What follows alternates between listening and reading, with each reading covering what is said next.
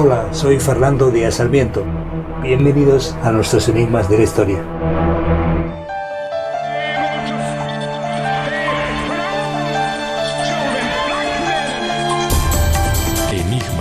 Enigmas de la historia.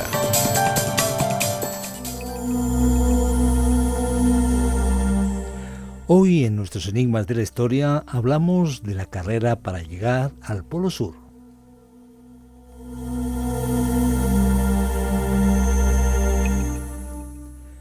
Roald Amundsen se impuso al capitán Scott en la vertiginosa carrera por alcanzar el Polo Sur.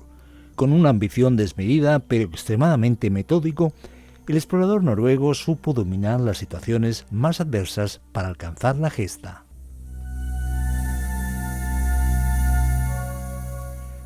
Martes 12 de septiembre, poca visibilidad, brisa desagradable del sur, menos 52 grados centígrados. Los perros claramente afectados por el frío, los hombres tiesos dentro de la ropa congelada, más o menos satisfechos tras una noche en el hielo, pocos visos de un tiempo más clemente.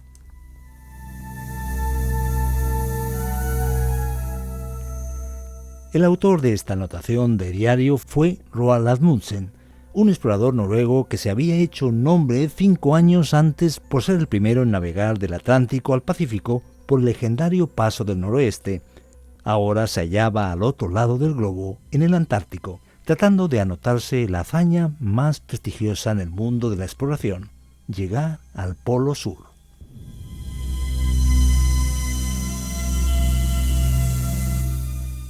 Planeada con la meticulosidad que lo caracterizaba, aquella audaz iniciativa también era el resultado de la casualidad.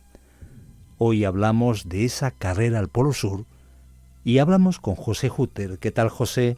Bienvenido. ¿Qué peligros y retos enfrentó Roald Amundsen?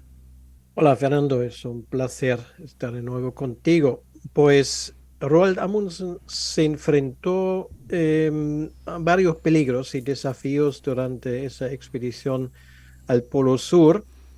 Algunos incluyen, por ejemplo, las duras condiciones climáticas que acabas de mencionar.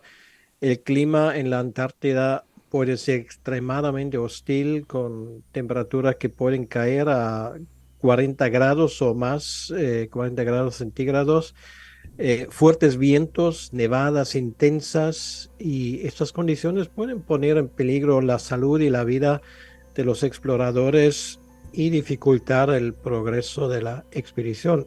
Pues otro factor es la falta de suministros y de apoyo. La expedición de Amundsen fue muy ambiciosa y tuvo que llevar consigo todo lo que necesitaba para sobrevivir durante varios meses en la Antártida. Además, no había asentamientos cercanos ni infraestructuras para ayudar en caso de emergencia. Otro factor peligroso es el terreno muy accidentado. La Antártida no es plana, es un terreno inhóspito, peligroso, con grandes extensiones de hielo y grietas que pueden ser difíciles de atravesar. Entonces Amundsen y su equipo tuvieron que ser muy cuidadosos al elegir su ruta para evitar accidentes. Y un último factor son las tensiones dentro del equipo. Esto siempre ocurre en cualquier equipo donde hay seres humanos juntos. Los largos periodos de aislamiento y la tensión de la expedición pueden haber creado tensiones dentro del equipo, lo que puede haber afectado la moral y la productividad, y esto es evidente. Tensiones que echaban chispas aún con las bajas temperaturas. Efectivamente. 2 años antes estaba proyectando completar su exploración al Océano Ártico y atravesar el Polo Norte cuando recibió la noticia, posteriormente puesta en duda, de que Robert Peary ya había pisado el polo. En ese momento, recordaría posteriormente Amundsen, decidí dar media vuelta y mirar al sur. Calculaba que si llegaba primero al Polo Sur, tendría garantizada la fama y la financiación de exploraciones futuras. No estaba nada claro, sin embargo, que lograse ser el primero en poner el pie en el Polo Sur. También se disponía a intentarlo la publicitada Expedición Antártica Británica, al mando del capitán Reuben Falcon Scott. Atormentado ante la posibilidad de que Scott se le adelantase, el noruego partió antes de que llegara la primavera polar y el tiempo fuera soportable. Vamos, si te parece, José, con la propuesta de Scott. ¿Qué características tuvo la expedición de Scott comparándola con la de Amundsen? Pues la expedición liderada por Scott al Polo Sur tuvo algunas características distintivas en comparación con la expedición de Amundsen. Algunas son, por ejemplo, tenían objetivos diferentes. Aunque ambos líderes tenían la intención de llegar al Polo Sur, tenían diferentes objetivos principales. Scott quería realizar investigaciones científicas, mientras que Amundsen estaba centrado en la exploración y en llegar al Polo Sur antes que nadie. En segundo lugar, ellos cogieron rutas diferentes. Scott eligió una ruta que atravesaba la meseta polar, mientras que Amundsen eligió una ruta que seguía la costa. La ruta de Scott era más larga y más difícil de navegar debido a las condiciones climáticas y al terreno accidentado. Y luego, muy probablemente decisivo, había estrategias de transporte diferentes. Scott utilizó ponis y tractores para transportar equipo y suministros, mientras que Amundsen utilizó perros. La estrategia de Amundsen resultó más efectiva debido a que los perros eran más adecuados para el clima y el terreno de la Antártida. Y luego, como último punto, había diferentes niveles de experiencia. Amundsen tenía una gran experiencia en expediciones polares, bueno, antes había mencionado su intento de llegar al Polo Norte, y había preparado cuidadosamente su expedición durante varios años, mientras que Scott tenía menos experiencia y su expedición se preparó con menos tiempo. Y esto puede haber afectado la capacidad de Scott para hacer frente a los desafíos y peligros de la expedición. Pensando en la expedición de Scott, ¿por qué acabó en tragedia?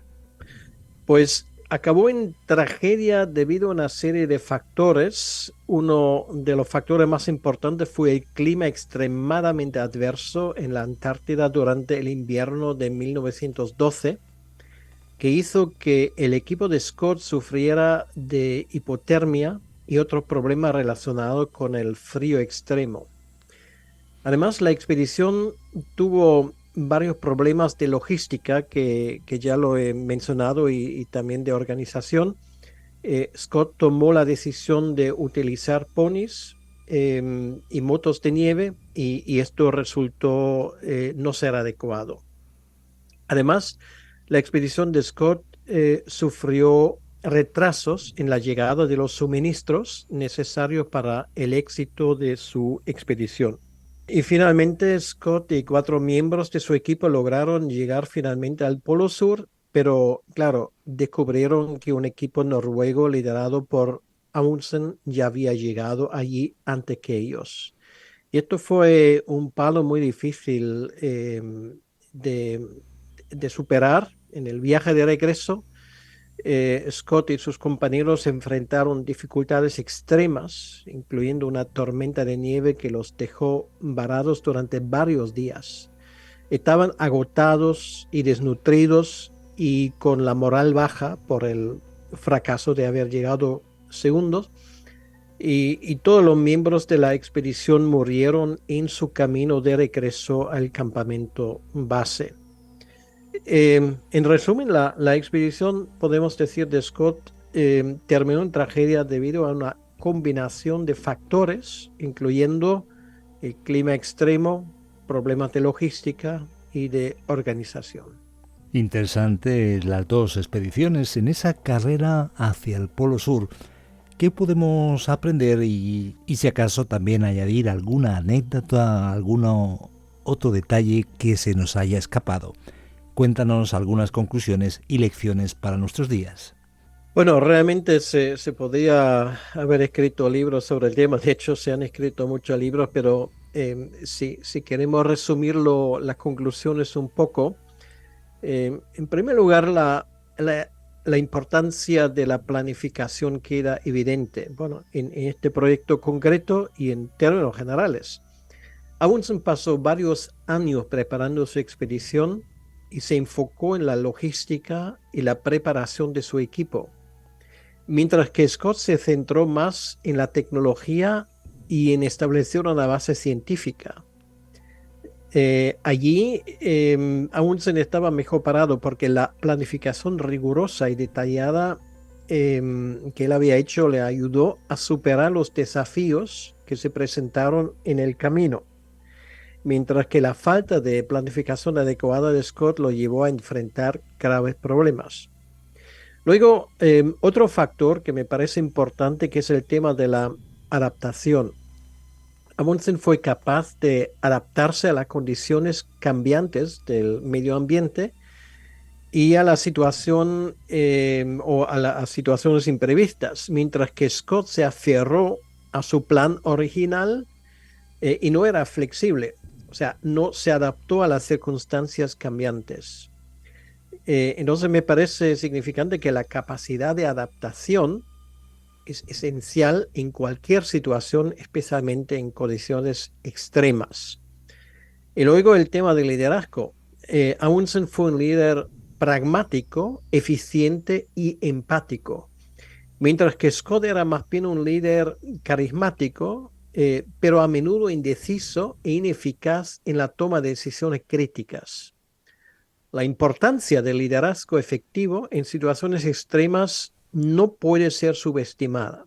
Y como último punto, lo que me parece importante o alguna lección que quiero sacar es la experiencia, la importancia de la experiencia previa. Amundsen tenía una amplia experiencia en viajes de trineo y en condiciones extremas, mientras que Scott tenía una experiencia limitada en ese tipo de expediciones. La experiencia previa puede ser fundamental para tomar decisiones acertadas en situaciones extremas y para prever los riesgos y desafíos que se presentan en el camino. Y bueno, tal vez un detalle para terminar, el tema fue el hecho de que Amundsen le pidió a Scott de certificar que había llegado primero al Polo Sur, cosa que cuando luego se encontraron los cuerpos sin vida de la expedición de Scott, él lo había certificado. Entonces fue un acto de caballería y de coherencia. Efectivamente, el mismo Scott había dado o fue testigo y había dado testimonio de que efectivamente su contrincante fue el primero en llegar ahí al Polo Sur. Una auténtica, sin duda, carrera de exploradores, Scott y Amundsen, Amundsen y Scott. Particularmente, de manera personal, José, ¿con qué te quedas? ¿Pensando en tu propia vida o en los proyectos que tenemos por delante? Pues precisamente en estos puntos es algo que ya habíamos visto en este vuelo difícil del Apolo 13, donde ocurrió una desgracia y había que improvisar y buscar soluciones. Y ahí vemos un tema, pues obviamente yo no soy quien para criticar a Scott de verdad de ninguna manera, pero una de las lecciones que saco para mí personalmente es la importancia de esa capacidad de improvisación. O sea, de no seguir, si no se puede no seguir con un plan establecido, sino de buscar mejores maneras tal vez de llegar a la meta. Sobre todo cuando pisas terreno desconocido, me parece algo fundamental. Y bueno, la aplicación de este principio lo podemos hacer todos nosotros todos los días, porque todos los días nos enfrentamos con desafíos y a veces hay que plantearse su propia actitud, hay que cuestionarse si las medidas y los planes que tengo realmente son los adecuados o si no hay una mejor manera de llegar a la meta. Esto es la gran lección que yo saco para mí. Pues muchas gracias, José Hutter, por estar con nosotros. Hoy quizás quedándonos con dos conceptos, flexibilidad y resiliencia. Podemos usar ese concepto tan popular. Muchas gracias. Hasta pronto o hasta siempre.